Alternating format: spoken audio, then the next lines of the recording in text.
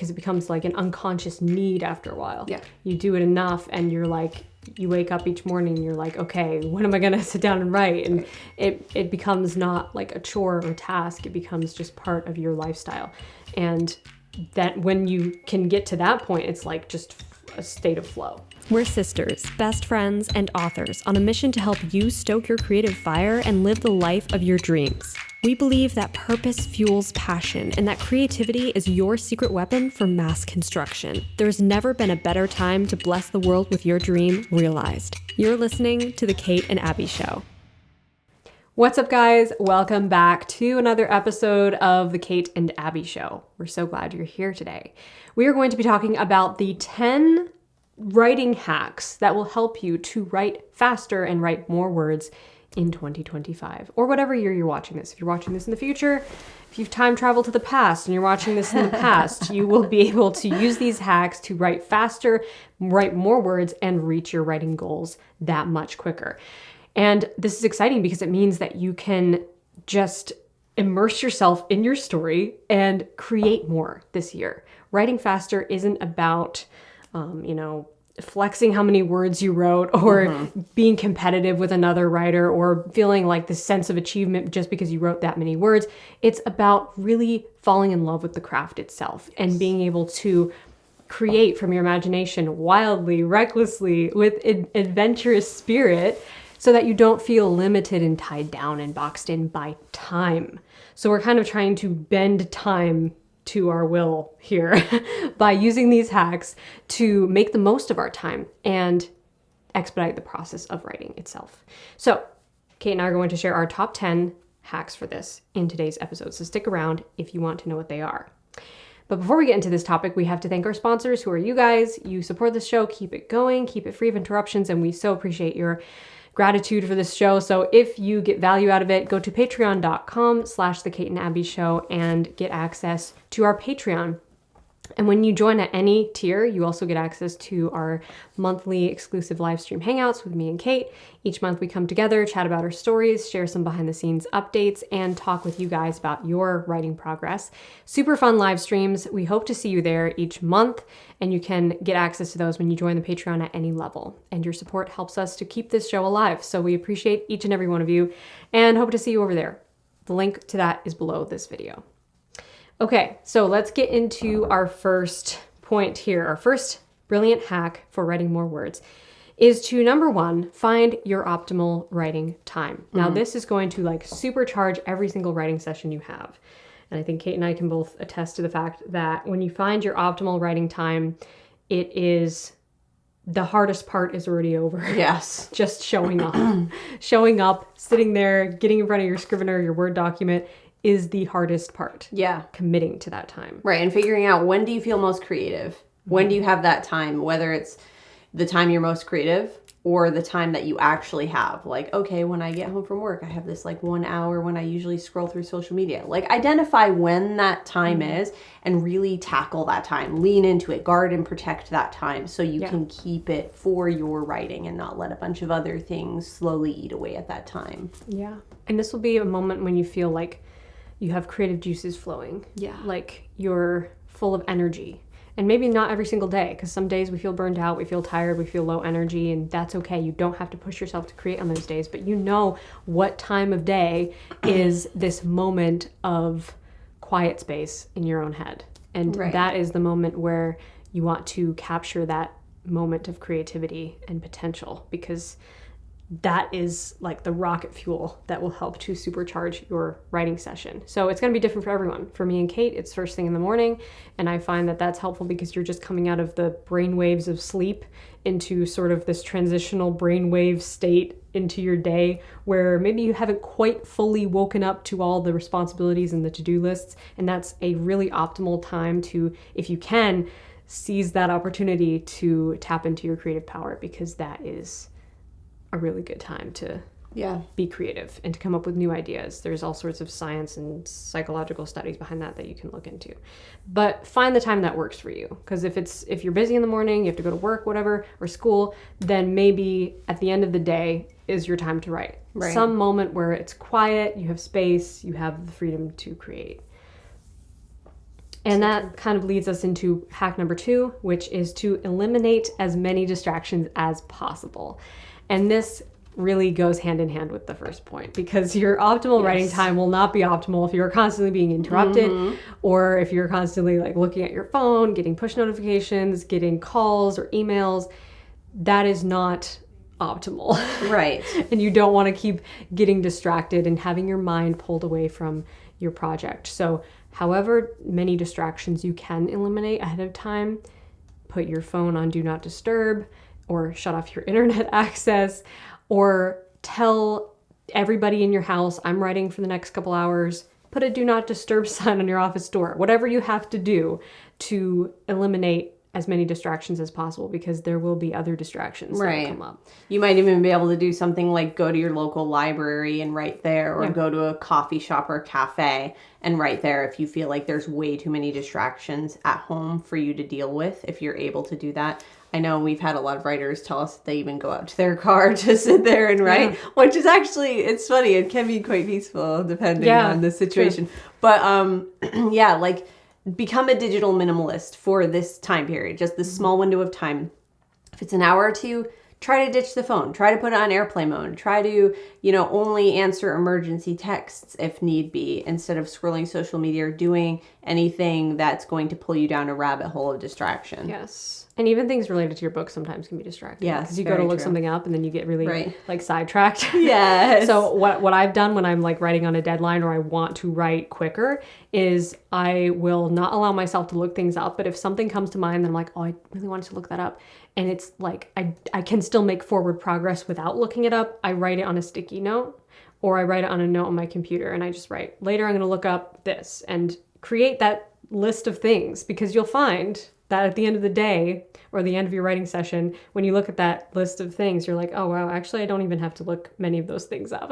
Right. Like you might even lose interest for looking them up. You might even not have to find the answer by that point, Yeah, exactly. Because it's like those were just little, in the moment you had like this whim to go chase that butterfly, but you shouldn't really do that. Yeah, so basically like, sidetracked. How they say like, don't put off until tomorrow what you can do today. With writing, if you can put it off until later, then do so, because you'll get more words down on the page if you mitigate everything else. And if you're missing a piece of information, you can always write in brackets like TK information and add it later. It doesn't really matter, for little details. If everything is absolutely exactly how you want it in the first draft, it's not going to be anyway. Yeah. You're going to have to revise a lot 100%. and edit a lot anyway. So don't be afraid to make that list. Look those things up later. You'll find that a lot of the things that make it onto that list are actually unimportant to writing. And possibly to anything. Okay, so then hack number 3 is to find time in between things to get a little bit of writing done. And this is really great for people who are super busy and have day jobs or have to go to school or have other responsibilities that seem to fill up your entire day. Can you find little pockets of time that you're not doing anything? And even if you can't take all those pockets of time, put them together into a writing session, maybe all you have is those in-between moments, but can you work on your work in progress, even if you're not writing it? Like even just brainstorming something can be really good progress. I do this all the time when I'm doing something else, like going for a walk or doing chores or, trying to sleep at night, which probably isn't the best thing to multitask while doing, but I still do it. But it's like thinking about and brainstorming like, okay, how can I fix this plot hole? Or why is this character doing this? Or, how are they going to get from point A to point B? And even just thinking about what you're going to write before you write it will make you so much more effective and productive when you actually sit down in front of your laptop. Yeah, totally. Do you find that helps you fall asleep, or that it keeps you awake? It depends. Sometimes it keeps me awake, and then other times it just helps me fall asleep. Yeah, it's funny. Although it's for me too, because sometimes I'm like, oh, I can't keep thinking the thought. It's like drifting away, and then I'm asleep. But then other times I'm like, I literally have to stop thinking about this, or I won't be able to fall asleep. Yeah, I think most of the time it helps me sleep because I'm thinking about things that like aren't my life. It's like the character's life. Yeah. So then it's kind of like that counting sheep effect. Yeah. Like you're just it's like this isn't really stressful. Meditative thought process. I'm not thinking about things I have to do. It's just like it's the character's world. So you're like in this other world, and then you drift off. That's how it is for me anyway. But yeah, so that can be effective time, or even when you're driving in the car. Try like opening up your note app on your phone and hitting record to dictate, or doing a recording and just talking through your ideas. Right. As if you were talking to somebody else in the car with you. Yeah. And you'll find that when you get home at the end of the day from work, you have a whole notepad full of thoughts that are written down instead of just floating around your head. So 100%. All these things make progress on your work in those little in-between moments of time. Get it recording before you start driving. Yes. Don't be on the phone while you're driving. That's not a good idea. Number 4 is to make playlists to get in the right headspace. And this is something that you do a lot. And you just did for your last work in progress. Yeah. Abbie, I feel like, is the queen of playlists, though, because she'll make playlists for, like, the work in progress, and then playlists for the individual characters, and then playlists for, like, the ships and stuff. I don't think I've ever done that. But I think I have, like, 280 something playlists on Spotify. God. But, like, I do rely really heavily on a playlist. Like, I'll make a playlist, and then if I start listening to that, boom, I'm, like, craving to write my book. Yeah. So if you're someone who, like, really has that, like, attachment to sound for getting them in the mood to write their book, then totally do that. Make a playlist that gets you in the mood to write your story, so that those same neurons start firing and you're like, yep, I'm in the mood now to write my book. I can hear it like the soundtrack. It's kind of like the soundtrack of the book. Yeah, me too. Because it's like when you're hearing a score of a film, sometimes it's like, I'm seeing the film in my head. Right. For my book, it's like I'm seeing those characters and I'm feeling all the vibes of the book, and it makes me want to immediately start writing. Yeah.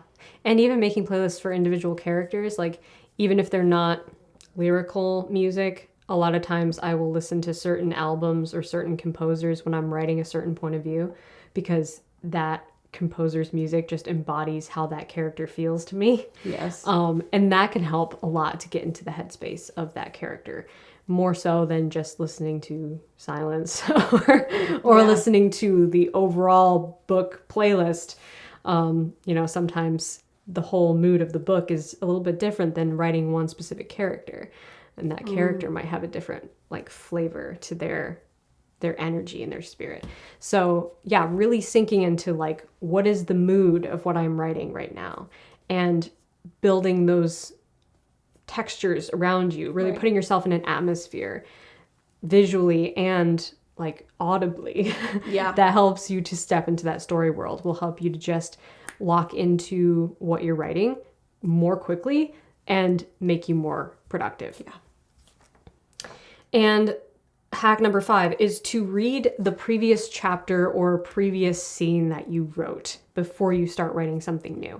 This is something that I do all the time, and it helps me so much, to the point where when I finish writing for the day, if I'm going to come back to it tomorrow, I do not read what I wrote that day. I will wait till the next morning, and then I'll read the previous scene I wrote, so that I can really get back into the mood of what I'm writing and the character's voice. And it just helps to more easily lock into, like, okay, I'm in writing mode. Right. I'm looking at how I wrote those sentences. Maybe you're even doing a little bit of light editing. I do a lot of light editing the next day. Yeah. When you're reading over what you wrote. And it's much easier too the next day. Because when you just finish writing it, it's almost harder to see small mistakes or reconfigurations that need to be done when your mind is still so cemented in how you just did it. Whereas if you give yourself a little time, Abbie always talks about this, give yourself a little time and distance, and you can see everything more clearly. Yes. And Just I think have the that light, better perspective. Yeah. And I think the light editing helps to, like, sort of, it's like a warm up. It's like a mental warm up for writing. Yes, it is. Because you're challenging yourself to, how can I make that sentence better? And making something better kind of turns on those same neurons as writing something from scratch. Definitely. Yeah. It's not quite there. It's like halfway there. So it's like doing a warm up before your workout. It's kind of how I see it. It's like doing a little bit of light editing of what you wrote the day before you settle into the writing session for today. So that's something that I do a lot, and I feel like you do that a lot too. Yeah, definitely. And it does. It helps you write better. Yes. Because you're, like, in that mode of, like, everything, you're making everything tighter, and then when you start writing, you're actually writing better too from that exercise alone. Yeah. Yes, so true. Hack number 6 is to stop before you want to, before burnout, basically. And this is something that you started doing in taught me to do. Yeah. You told me, like, you do this, and I'm like, oh, that's a good idea. I should really implement that more in my writing. Because a lot of writers write until it's like, all my creative juice is gone. I'm running on empty and I'm so exhausted that I have to stop now because I ran out of ideas. Really, you should never have reached a point where you run out of ideas, because that's like getting in a car and driving it until there's no gas left in it and you're broken down on the side of the road. Like, you want to drive the car, but you want to also get it back to your house or your destination far before it's run out of fuel. Yeah. So we don't want to run our creative engines until we have nothing left. Like, no, I can't write anymore because I have no ideas. Now you're returning to that on a negative note of like emptiness rather than leaving it on a high note where it's like, oh, I can't wait to write this part. This is so exciting. And then leave it there. And then you're so stoked to come back into it. You have tons of ideas. And then you're just always primed to start creating. That creative flow is always there because you are always stopping in the midst of that creative flow, letting it replenish, and then coming back to it on a high note rather than ending like, I'm empty, I have no ideas, and now I have to come back to it and try to remember like, okay, what was I going to do with this because I have no idea. Right. Yeah. Or even if you do have ideas and you're like me and you plan a lot and you have outlined all your chapters, but you feel like you're just creatively drained. Yeah. Like, you know, Exactly. I've been writing for a long time and I'm starting to get fatigued and starting to feel like I'm writing the same sentence over and over again, or I can't come up with any more good descriptors today. Like, just close the book for now. Set it aside. Leave something to be excited for tomorrow.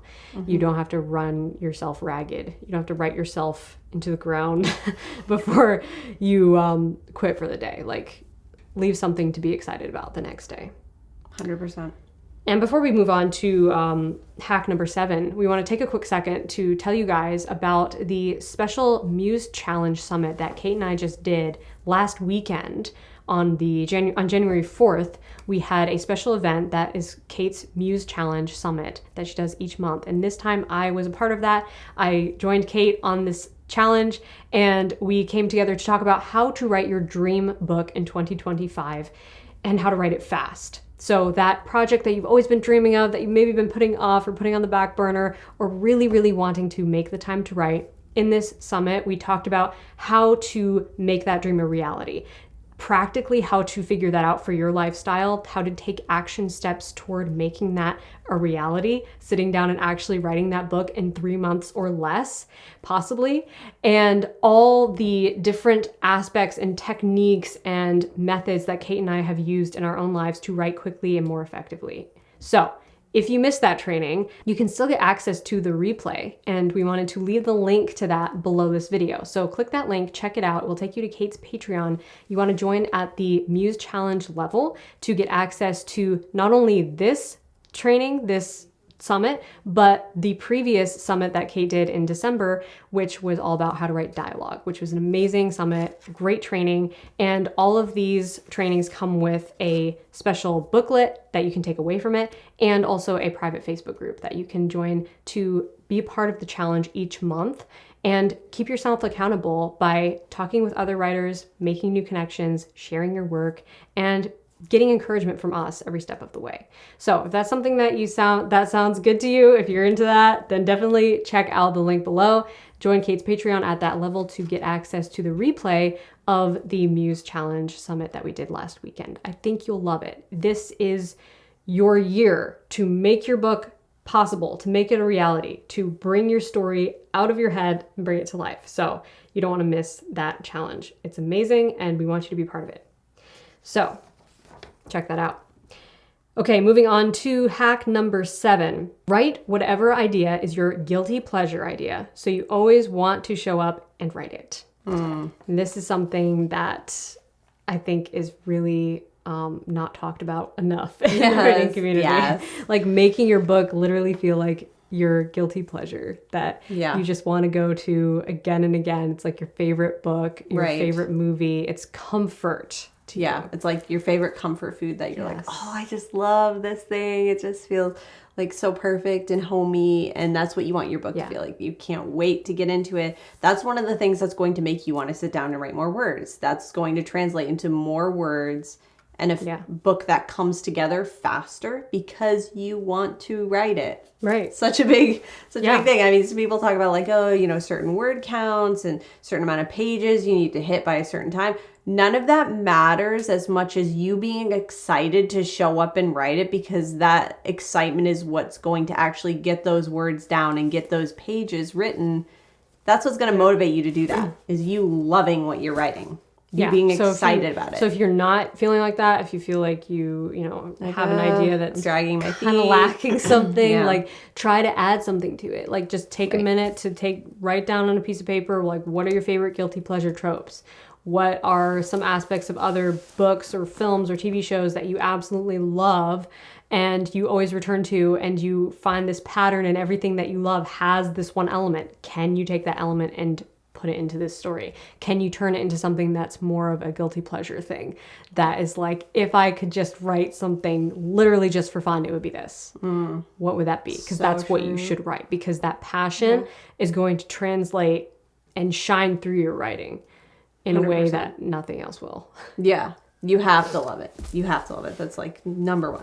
Hack number 8 is to try to avoid skipping too many days in a row to stay in the habit. This is something that we talked about in another episode of the Kate and Abbie Show, the past episode, which was to not skip 2 days in a row. Right. So kind of like the 2-day rule of like, you don't want to skip, like, let's say it's a workout and you're trying to get in the habit of doing a certain workout or something. You don't want to skip like 2 days. If you skip 1 day and then go back to it, cool. But if it's like 2 days and it becomes easier to skip 3, then 4, then 5, and pretty soon you're out of the habit. So it's just like a rule that I've heard mentioned online before, and you can apply it to any habit in your life at all. And so for writing, even if you show up and just write a few paragraphs, it's still keeping that muscle memory alive. Right. That creative muscle. Yeah, exactly. And that's what you need to just stay in the habit, because it becomes like an unconscious need after a while. Yeah. You do it enough and you're like, you wake up each morning and you're like, okay, when am I going to sit down and write? And it becomes not like a chore or a task. It becomes just part of your lifestyle.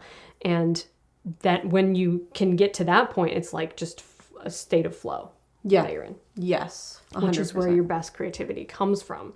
So yeah, try to avoid skipping too many days in a row. If you can write every day, then try to do that, even if it's for a little tiny bit of time each day. Even just like we were saying before, reading through what you already wrote, doing some light editing, keeping the project alive and fresh in your mind. And then when you're away from your computer, thinking about it, brainstorming it, talking to yourself about it, talking to a writing pal about it, or talking to, even a family member who doesn't understand anything you're saying. You can still talk to them about it.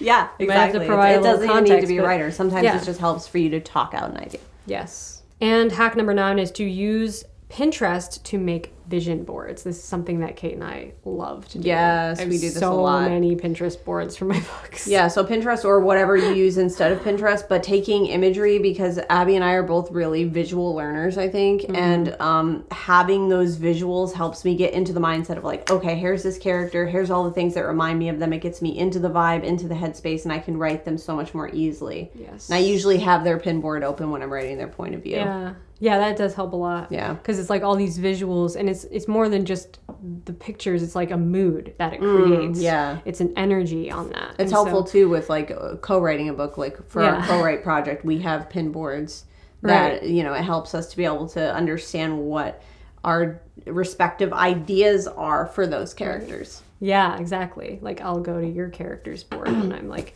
writing dialogue with my character and yours, and kind of like get some of that energy. And that's really helpful because it not only immerses you in the character's voice, but it gives you this overall immersion for the mood of the whole story, like the tone of the story. How do you want it to feel? Because that's when I make Pinterest boards for a work in progress. I'm like, this is how I want it to feel to experience this book. Exactly. It's a feeling that you want to invoke in your audience and your readers. Yeah, and so definitely. You need those, visuals just for your own reference to, step into that mood and feel, okay, what does this world feel like? Yeah. Exactly. And finally, hack number 10 is to use Scrivener focus mode to stay zeroed in on exactly what you're writing right now. And this is something that we both use, I think, a lot. We use the composition mode in Scrivener. Right. So it kind of helps eliminate like all the distractions of your notes and other chapters. And anything else. It's very immersive. And this is another thing I use kind of visuals for, is I'll make backgrounds that are specific to the scene that I'm working on and make that my composition mode background so that it really feels like I'm in that setting. I'll pick a setting of whatever I'm writing in, find an image that works for it.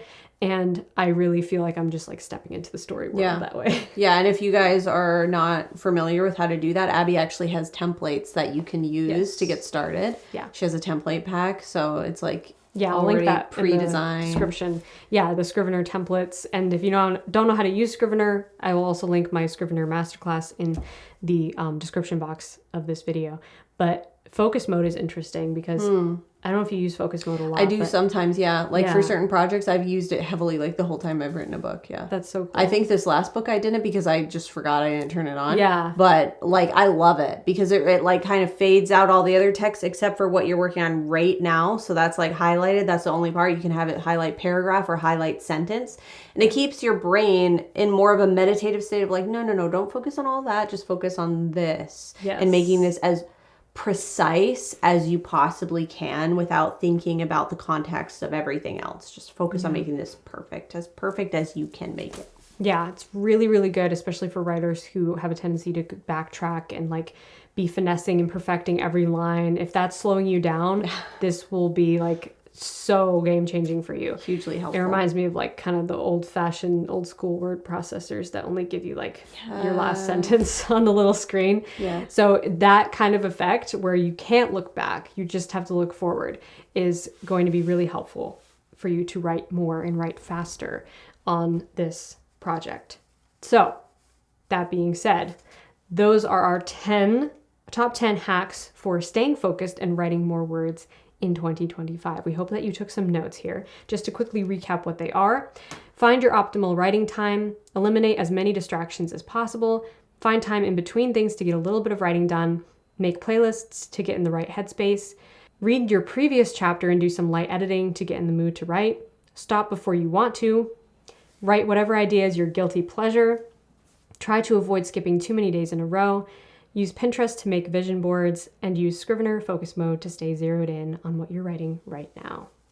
So hopefully you took some notes and enjoyed this discussion. We want to hear from you now, so comment below this video and tell us, what do you do to stay focused and write faster? We would love to hear from you guys. Also, don't forget to check out the Muse Challenge Summit that happened last weekend. You can watch the replay now and get access to all of the exclusive different goodies that we handed out during that summit, as well as the Facebook group, by joining Kate's Patreon at the Muse Challenge level. I will link that below this video if you want to check that out. Make sure you're subscribed here and to Kate's channel because we post the podcast in both places. And Kate's channel is youtube.com/KAEmmons. I hope to see you over there as well.